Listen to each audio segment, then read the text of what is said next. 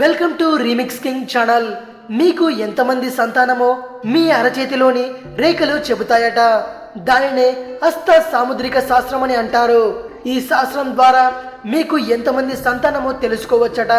చిటికన వేలికి కింద వివాహ రేఖకు పైన సంతాన రేఖలు ఉంటాయట. ఇంతకు అవేంటో ఎలా ఉంటాయో ఇప్పుడు తెలుసుకుందాం. హస్త సాముద్రిక జ్యోతిష్యం ప్రకారం మీకు ఎంతమంది పిల్లలో చెప్పవచ్చు. అరచేతిలోని చిటికన వేలి కింద భాగంలో బుధగ్రహం ఉంటుంది. ఇది పుట్టబోయే సంతానం గురించి తెలుపుతుంది. సంతాన రేఖ ఎలాంటి అడ్డంకులు లేకుండా తిన్నగా ఉంటే పుట్టబోయే పిల్లల జీవితాలు ఆటంకం లేకుండా సాఫీగా సాగిపోతాయి. అలా కాకుండా అస్తవ్యస్తంగా ఉంటే జీవితంలో ఇబ్బందులు ఎదుర్కొంటారు. వీటి గురించి ఇంకా క్లుప్తంగా తెలుసుకుందాం. చేతిలో బుధగ్రహ రేఖ పొడుగ్గా ఉంటే ఎక్కువ మంది అంటే 4 కంటే ఎక్కువ మంది పుడతారు. వీరిలో బాలికల కంటే బాలురే ఎక్కువ ఉంటారట. అయితే వీళ్ళు ఉన్నత విద్యావంతులే కాకుండా సభ్యత కలవారై ఉంటారట. ఇంద్రగ్రహానికి చెందిన రేఖ పొడవుగా ఉంటే ఒక్కరు మాత్రమే పుడతారట. పుట్టే బిడ్డ సుగుణాలతో పాటు బాధ్యతాయుతమైన వ్యక్తిగాను వ్యవహరిస్తాడట. అరచేతిలోని సంతాన రేఖ బలంగా ఉండే పిల్లలకు తల్లిదండ్రుల నుండి ప్రేమానురాగాలు మెండుగా లభిస్తాయి. అలాగే సంతాన రేఖల్లో ఒక రేఖ స్పష్టంగా కనబడితే పిల్లల్లోని ఒకరిని మీరు ప్రత్యేకంగా చూస్తారు. వారికే మరింత చేరువవుతారు.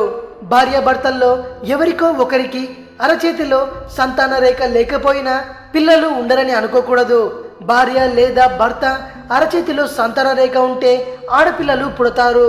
చేతి రేఖలు కూడా పిల్లల లక్షణాలను తెలుసుకోవడానికి సహాయపడతాయి. సంతాన రేఖ విశాలంగా ఉంటే వీరికి మగబిడ్డ పుట్టే అవకాశం ఉంది. అరచేతిలో రేఖలు బాగా ఎరుకుగాను ఒకదానికొకటి సమాంతరంగా సాగితే వీరికి పుట్టే బిడ్డ ఆడపిల్ల అవుతుంది. సంతాన రేఖలు స్పష్టంగాను బలంగాను ఉంటే పుట్టే పిల్లలు బలవంతులు, సంపూర్ణ ఆరోగ్యవంతులై ఉంటారు. సంతాన రేఖలో ఒకటి పొడుగ్గా లేదా స్వచ్ఛంగా ఉంటే వీరి పిల్లల్లో ఒకరు తల్లిదండ్రులు ప్రియమైన వారుగా ఉంటారు.